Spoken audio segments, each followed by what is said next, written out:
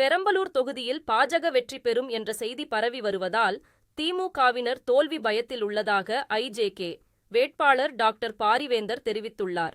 மக்களவைத் தேர்தலில் தேசிய ஜனநாயக கூட்டணி சார்பில் பெரம்பலூர் நாடாளுமன்ற தொகுதியில் ஐஜேகே வேட்பாளர் டாக்டர் பாரிவேந்தர் தாமரை சின்னத்தில் போட்டியிடுகிறார். அவர் குளித்தலை பெரிய பாலம் பகுதியில் பரப்புரை மேற்கொண்டார். அப்போது பெரம்பலூர் பகுதியில் ஓட்டு கேட்டு சென்ற பாஜக நிர்வாகியை திமுகவினர் வெட்டியதாக பாரிவேந்தர் குற்றஞ்சாட்டினார்.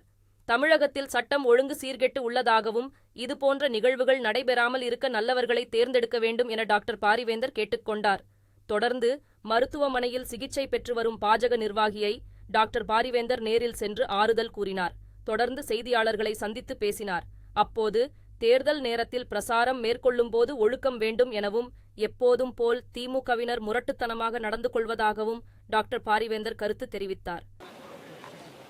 அதாவது இது தேர்தல் நேரம், எல்லாரும் அவன் கட்சியாக பிரச்சாரம் பண்ணுவது இயற்கை தான்.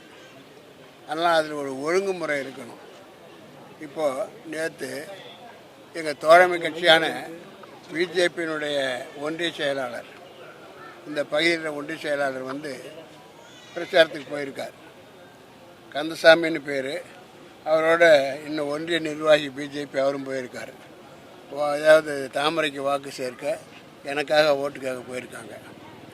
இடையில் மறித்து இங்கே லாரபுரம் பேருந்து நிலையத்தில் திமுக மற்றும் விசிகே 2 பேர் அவங்கள முதுகில் குத்தி, இன்னும் சில பேர்த்துக்கு முதுகெலும்பே தோள்பட்டே கலந்து போச்சு. அந்த மாதிரி 2 பேர் தலையில் அடித்து இது பண்ணி 10 பேர் இப்படி இருக்கிறான். இதெல்லாம் யாருன்னா விசிகே அண்டு இவங்க யார், திமுக. இதுதான் அவங்களுடைய குணம். அவர் ரவுடித்தனத்தை காட்டிட்டாங்க.